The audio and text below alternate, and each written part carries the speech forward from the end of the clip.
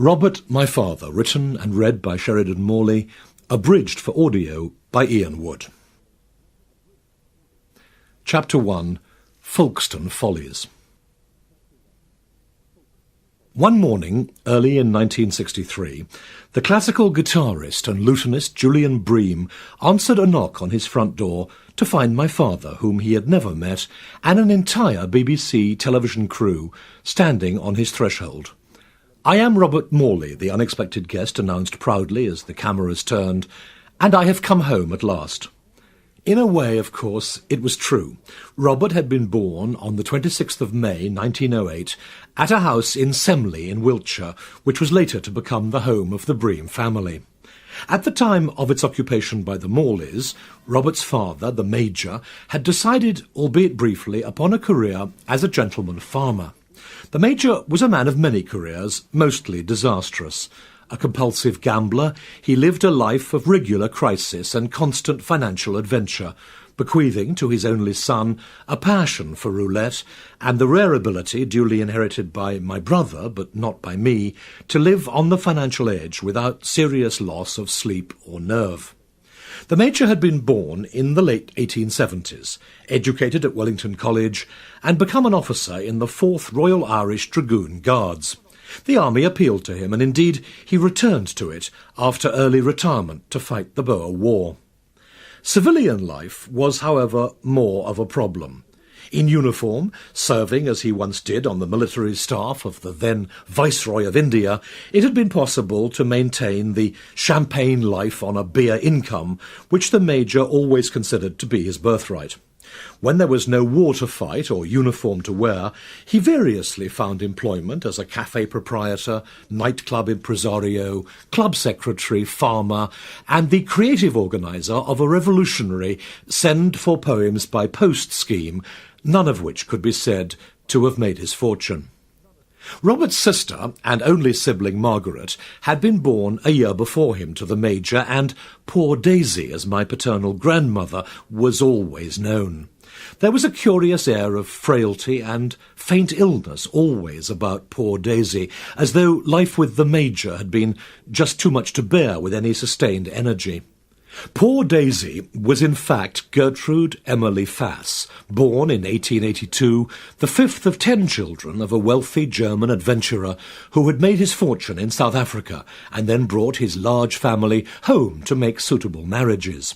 They were living in Chalfont St Giles, Buckinghamshire, next door to the Major's parents, when the two households became maritally entwined. The Major had first had his eye on Daisy's elder sister Edith, but when she became engaged elsewhere, he took up with the younger sister. Their two children could hardly have been more different, and they maintained throughout their lives a wary, loving, but mutually uncomprehending relationship. Margaret always said that her parents' constant moving during her childhood was what gave her the determination to settle, as she did for much of her life, on a small farm in Kent, and seldom to move out of a 10-mile radius of Biddenden. Robert, by contrast, said that the constant moving bred in him a love of adventure and a passion for touring, ideally suited to the pre-war demands of a struggling actor.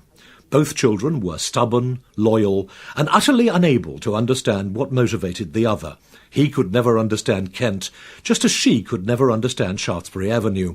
It remained one of the great divides in our family, handed down from one generation to the next. She was a Fass, and he was a Morley. So, of course, was the Major. The Boer War had left him with very little except a helmet that he rapidly had converted into a biscuit tin, which he would then keep in the halls of his various abodes. He had also been slightly wounded in South Africa, maintaining that the bullet had entered too close to his heart to be safely removed surgically. Thereafter, in times of stress, he would clutch his stomach and cry, "I feel it moving," this often being enough to deter his creditors. If that failed, however, he would sometimes take to his bed and threaten suicide with his old Boer revolver if his debts were not immediately taken care of by some relative or other. Often the debts could be taken care of, because the Major's parents had thoughtfully entailed some of their assets for just such a purpose, hoping to keep the money out of direct contact with their spendthrift son. "There never has been an entail," cried the Major later, "through which a good lawyer cannot drive a coach and horses." And many of my father's earliest memories of childhood concerned his father's various searches for just the right coachman. Family holidays were taken, wherever possible, within the immediate vicinity of the nearest roulette wheel. Whenever Daisy and her own despairing family complained of the Major's spendthrift ways, he would sigh and murmur self-sacrificingly, "Only trying to make a few pennies for you and the children, dear," before disappearing back into the welcoming gloom of the Salon des Jeux. On the rare occasions when the ball landed in the right socket, he would return to the steps of the casino and thrust 1,000-franc notes at his children, enjoining them to take this before the rats get it. It was not until Robert was 16 that his parents achieved even an informal separation, and they never divorced.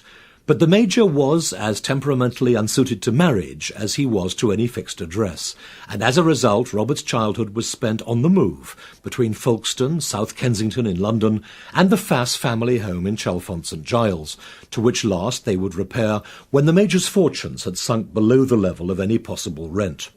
Of these three addresses, Robert infinitely preferred Folkestone. Something about its already faintly decayed gentility, the roller skating near the pier, the man selling raspberry sherbet on the beach, appealed to him to such an extent that 60 or 70 years later he could still be brought up short by an evening paper paragraph headlined "Minor Accident in Folkestone High Street, None Hurt." Courtfield Gardens was the centre of Robert's early London life. Both sets of grandparents lived there and only ventured north of the park when it was necessary to purchase chocolates or other essentials at Selfridge's. The Major, perhaps determined that his son and heir should see more of London life than was available from Courtfield Gardens, took him on more perilous excursions. On one memorable occasion to Limehouse, which he reckoned was the heart of the drug trade, and should therefore be shown to the young Robert as an example of the kind of place to be avoided at all costs in later life.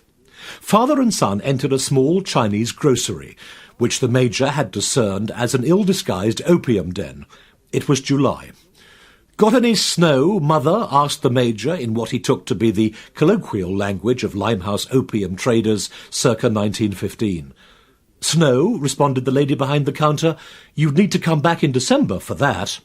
A very secretive lot, these Chinese, opined the Major, as they left to start the long journey back to Courtfield Gardens and a safe tea. Despite all the eccentric pleasures of London life, Robert's heart was still in Folkestone. The local cleric was Canon Elliot, father of the Michael Elliot, who many years later founded the 59 Theatre Company and then the revolutionary Royal Exchange Theatre in Manchester. Elliot's performances in his Folkestone pulpit were Robert's introduction to great acting. He later recalled, "Canon Elliot was the first star I ever knew. In those days he was what they called an eminent divine. He wore the most beautiful cassocks and had the most beautiful voice, and all Folkestone was at his feet. On Sunday evenings when he preached, you had to be in church an hour before the service, or you didn't get in." Suitably enough, it was the Canon who first got Robert, aged 5, into the acting profession. Every Christmas, a highlight of the festivities was the annual Folkestone Mystery Play, which Robert vaguely expected to be a thriller, but which turned out to be rather more religious. The Canon would always write and direct these himself, sitting at a card table in the church, looking apparently very like the director, Tyrone Guthrie. Eventually, he decided that Robert was ready for one of the starring roles. "Here come I, old Father Christmas, welcome or welcome not. I hope old Father Christmas will never be forgot." The Canon was not, as Robert later admitted, in the first flight of poetic dramatists, but he forever recalled his first lines, and was all for repeating them at the Christmas of 1992, when Sainsbury's employed him to play the same role in his last performance, in a commercial for mince pies. Sadly, they seemed to want their own dialogue.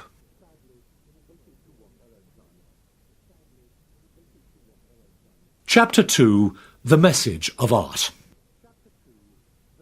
Throughout the First World War, Robert's education was a somewhat random affair. Sometimes he would be sent away for a term or two to what were then known as dame schools, educational establishments for pre-teenagers. On other occasions, when the Major's fortunes took a brief turn for the better, governesses would be hired, and usually dispatched in despair a few weeks later, having failed to convince Robert or Margaret that a little learning might not be a dangerous thing.